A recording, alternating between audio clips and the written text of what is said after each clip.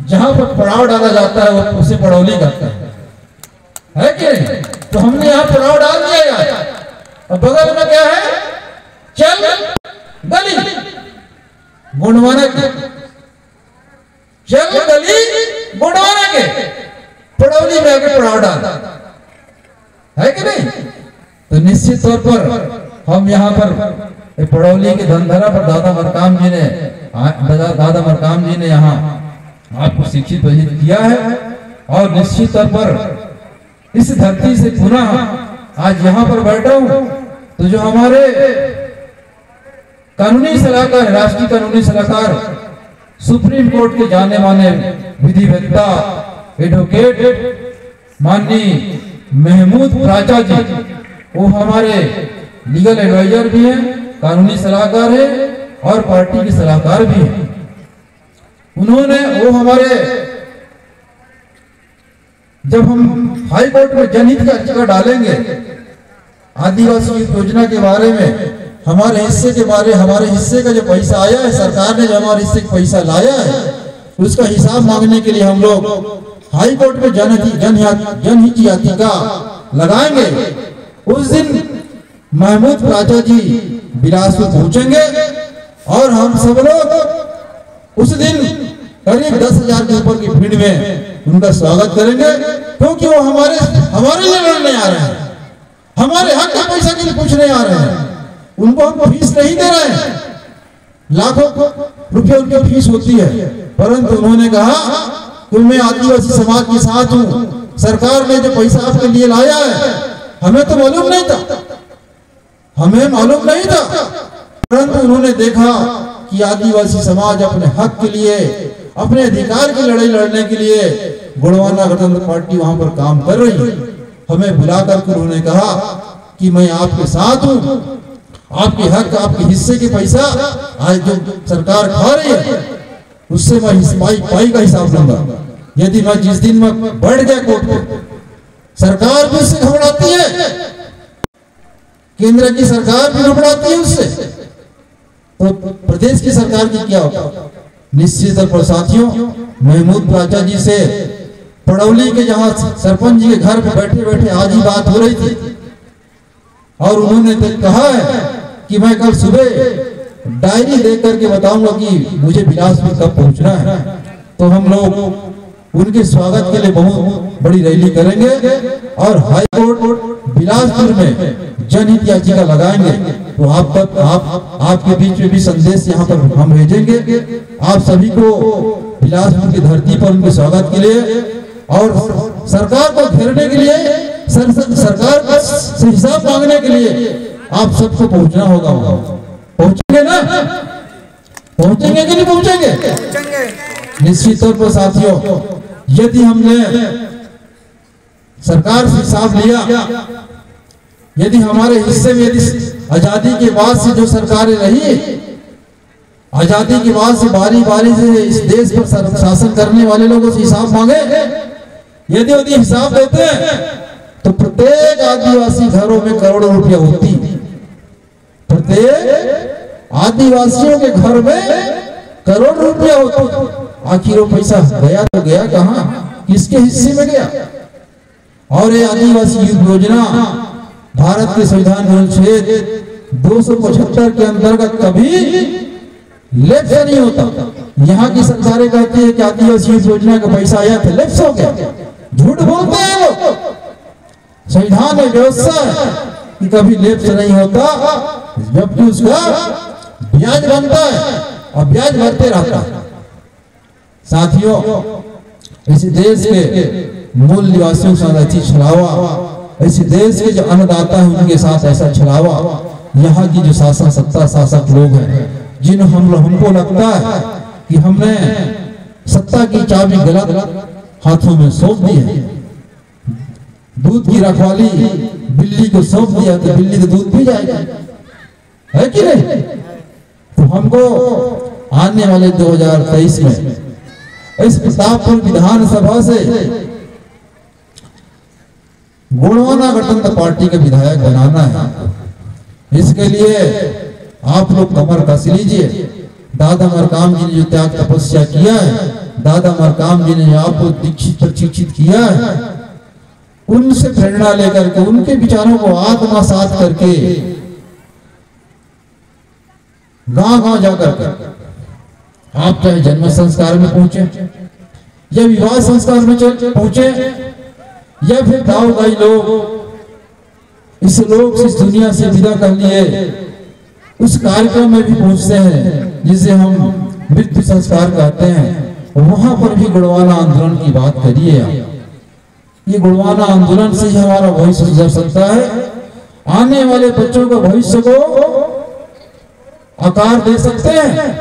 अन्यथा कोई भी पार्टी, कोई भी राजनीतिक दल हमारा विकास करने की बातें बड़े बड़े करते हैं, परंतु विकास नहीं हो रही है। सबके सब लूटने में लगे हुए हैं, चाहे भाजपा हो, चाहे कांग्रेस हो या कोई अन्य दल हो। देश की जो आधार स्तंभ जो आदिवासी हैं, जो भी सरकार आती जहां भी जाते हैं, कोर्ट ने भी कहता है कि ये देश आदिवासियों का है, राहुल जी भी कहते हैं कि देश आदिवासियों का है, मोदी जी भी कहते हैं कि देश आदिवासियों का है। आखिर हमारा देश है तो हमें सौंप दो ना भाई, राजपाट को तुम क्यों कर रहे हो, है कि नहीं? सौंप दो हमको हमारा राजपाट, तुम क्यों हमारा राजपाट कर रहे हो?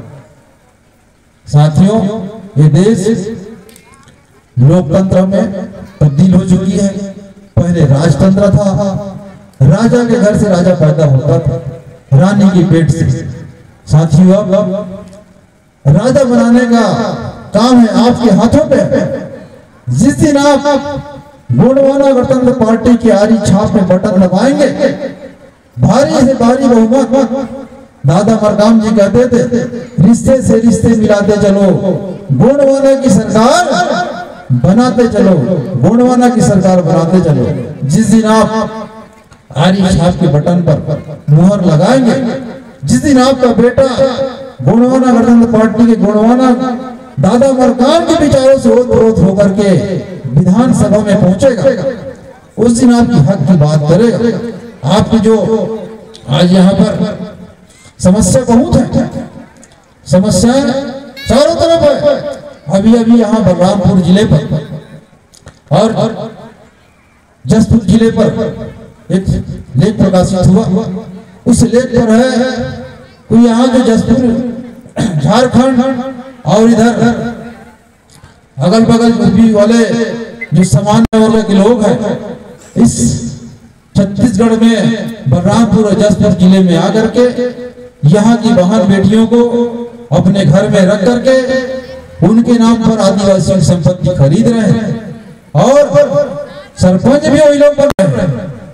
साथियों, निश्चित तौर पर ये हमारा शोषण है और हमारे ऊपर हमारे बहन बेटियों को बरगला करके हमारा पूरे के पूरे संपत्ति को लूटने का काम कर रहे हैं। आपके ऊपर चौतरफे हमले हो रहे हैं, शासन का अलग हमला हो रहा है और सामान्य वर्गों का अलग हमला हो रहा है, गांव में अलग हमले हो रहे हैं।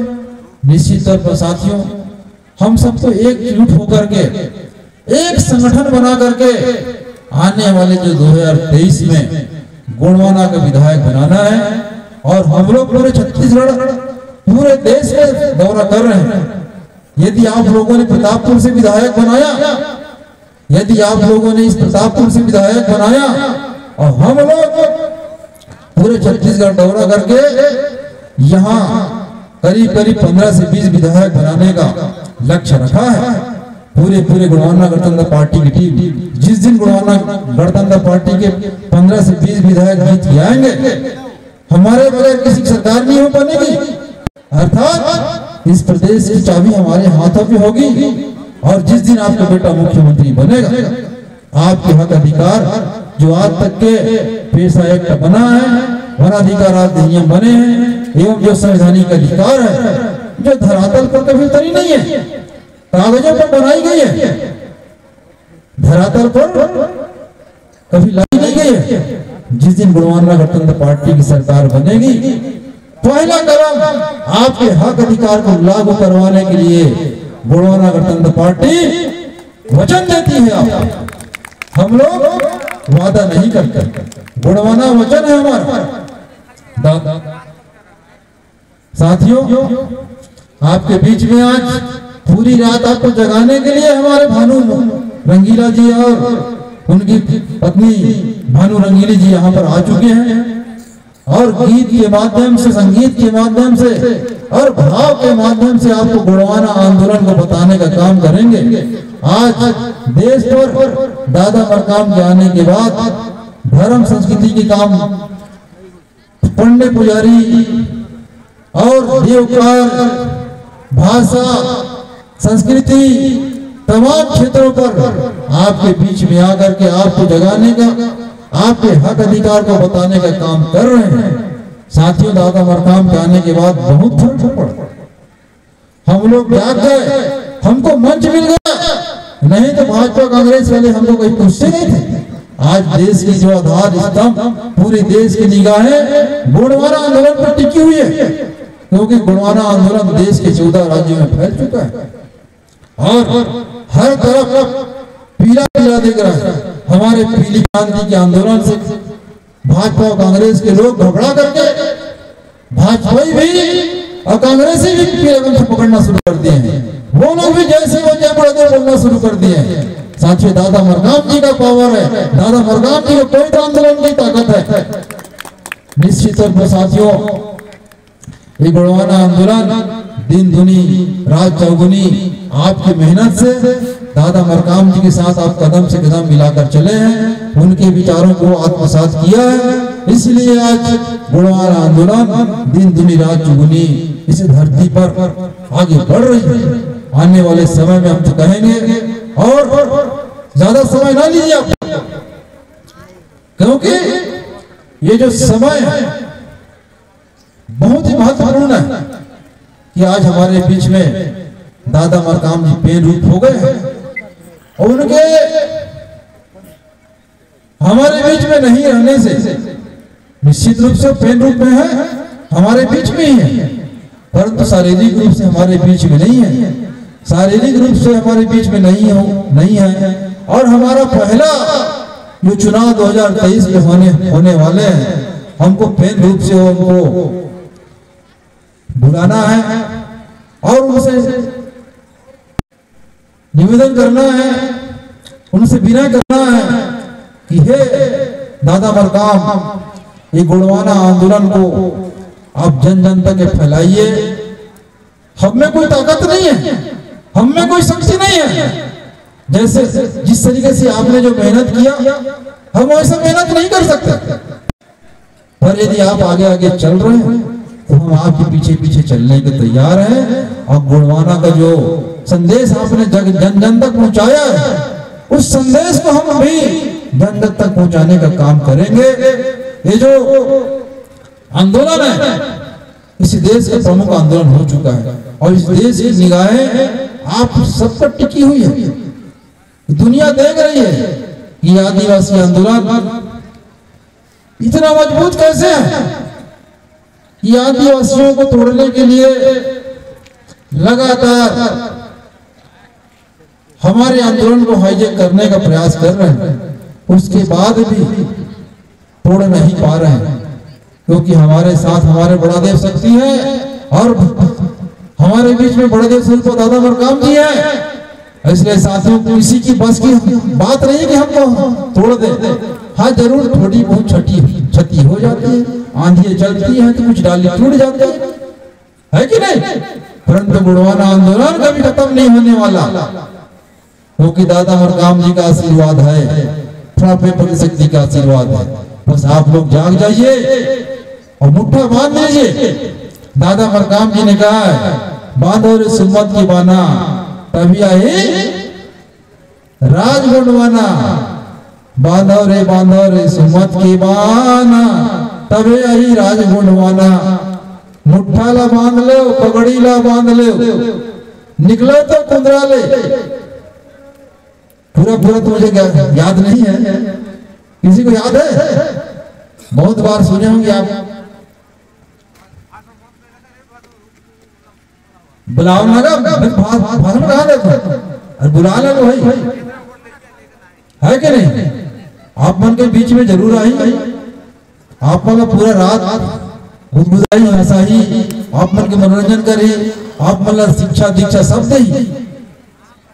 आपके बीच में जल्द से जल्द आ रहे हैं भानु रंगीला जी, उनको आप रात भर आपको जगाएंगे और गुणवाना का संदेश रात भर देंगे, है कि नहीं? तो आप लोग दादा मरकाम जी के संदेश को जन जन तक फैलाइए और ये जो गुणवाना राज्य का संकल्प लेकर के यहाँ से आप लोग जाइए और जो गुणवाना का जो संदेश है आप लोग भी 1 to 10 चला करके गुणवाना का संगठन बनाइए। जिस दिन 1 to 10 चला करके आप गुणवाना का संगठन बनाएंगे, गुणवाना में समृद्धि आएगी और गुणवाना जो है सत्ता तक पहुंचेगा। निश्चित तौर पर साथियों, आप सब धैर्य से सुने, इतने ठंड में बैठे हुए हैं, हम यहाँ पर पहुंचे, आपने हमारी बातों को सुना, अपने विचारों को सुना, दादा मरकाम जी के आंदोलन को सुना, इसके लिए बहुत बहुत धन्यवाद।